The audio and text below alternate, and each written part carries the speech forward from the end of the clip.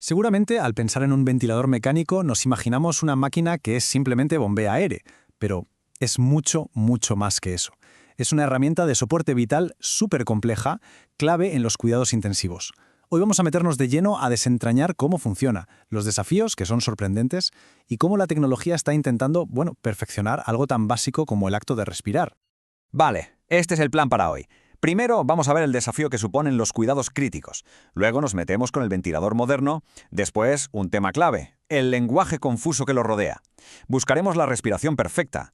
Veremos cómo se entrena con simuladores. Y para terminar, echaremos un vistazo al futuro de la ventilación. ¡Vamos allá! Empezamos por el principio, el desafío de los cuidados críticos. A ver, imaginemos por un momento una UCI, una unidad de cuidados intensivos. Es un entorno de una complejidad increíble, donde las decisiones se tienen que tomar en segundos y la cantidad de información que hay es, simplemente abrumadora. Mirad esta cita, que viene de una publicación que sigue la literatura científica de cuidados críticos. Dice, luchando por mantenerse al día con la literatura, llevamos más de 15 años siguiéndola a diario. Esto captura perfectamente la realidad, ¿verdad? Para los médicos, las enfermeras, mantenerse al día no es que sea una opción, es que es una necesidad vital. Se enfrentan a una avalancha constante de nueva investigación y cada pequeño dato puede ser, crucial. Y cuando hablamos de avalancha, no es una exageración. Cada semana salen nuevos ensayos controlados, revisiones, guías, estudios observacionales, de todo. Es una cantidad de material brutal que hay que leer, entender y, lo más importante, aplicar. Y este es el contexto, para que lo tengamos claro. La ventilación mecánica no es algo que ocurra en un laboratorio tranquilo, sino en medio de este caos de alta presión y sobrecarga de información. Vale, y ahora vamos a centrarnos en la herramienta protagonista en todo este escenario, el ventilador moderno, la máquina de soporte vital. Su función, en esencia, es asumir una de las tareas más básicas y fundamentales de la vida cuando el cuerpo, por lo que sea, no puede hacerla por sí mismo. Aquí lo vemos de forma súper gráfica. Esto es lo fundamental, ¿no? El intercambio de gases. El oxígeno, el O2, pasa de los pulmones a la sangre para dar energía a las células y el dióxido de carbono, el CO2, que es el desecho, sale. Pues bien, cuando este proceso tan simple y tan vital falla, es cuando hablamos de insuficiencia respiratoria. Y es justo ahí cuando el ventilador mecánico se vuelve absolutamente indispensable. Y aquí viene un punto clave, que a menudo se malinterpreta. La ventilación mecánica no es, y esto es importante, que la máquina respire por el paciente y ya está. No. Es más bien una interacción, una especie de colaboración muy delicada y controlada. El objetivo es encontrar un patrón de ventilación que ayude al paciente de la forma más eficaz, pero también, y sobre todo, más segura posible. Bueno, y ahora llegamos a un punto donde la cosa se complica, pero de verdad. A pesar de lo importantísima que es esta tecnología, la ventilación mecánica tiene un problema de base, un problema fundamental. No hay un lenguaje estándar. Es como si cada uno hablara un idioma distinto. El meollo del asunto es este. La tecnología ha avanzado tan rápido que cada fabricante, en un arranque de, creatividad comercial, le pone a sus modos de ventilación los nombres que le da la gana. Se olvidan por completo de que hace falta un estándar universal. El resultado, un caos. Una confusión tremenda en el día a día, en el hospital, en la investigación, en la formación de nuevos profesionales, en todas partes. Para que nos hagamos una idea de la magnitud del problema, la analogía es perfecta. En farmacología, esto sería como si no existieran los nombres genéricos. Imagina que en vez de ibuprofeno, cada farmacéutica le pusiera un nombre comercial totalmente distinto. Sería un lío monumental, ¿a que sí? Pues eso es exactamente lo que pasa con los ventiladores. Y claro, esta falta de un idioma común hace que sea súper difícil comparar datos de estudios que usan ventiladores diferentes. Un verdadero problema clínico.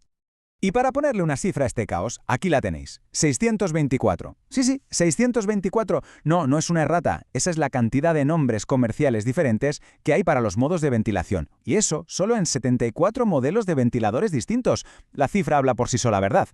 Es la definición perfecta del caos terminológico al que se enfrenta el personal sanitario cada día. O sea, que el panorama es este. Por un lado tenemos el objetivo, lo ideal. Una taxonomía única, clara, que clasifique cada modo de ventilación para que todo el mundo se entienda. Y por otro, la cruda realidad. Cientos de nombres comerciales puestos al tuntún, que son básicamente marketing y que en el fondo lo único que hacen es crear confusión y barreras para dar una atención segura. Vale, para que veamos hasta qué punto es complejo manejar un ventilador, vamos a hacer zoom y a fijarnos en un único parámetro. Solo uno, pero uno que es absolutamente crucial. Vamos a hablar de la PEEP. A ver, ¿qué es la PEEP? Su nombre técnico es presión positiva al final de la expiración, pero en esencia es muy sencillo. Es una pequeña presión que se deja en los pulmones incluso después de haber soltado todo el aire.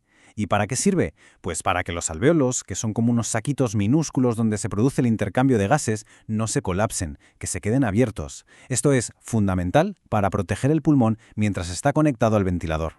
Pero claro, lo interesante de esto es que decidir cuánta PIP hay que poner no es tan fácil como girar una ruedecita y ya está. ¿Qué va? Es un área de investigación científica súper activa.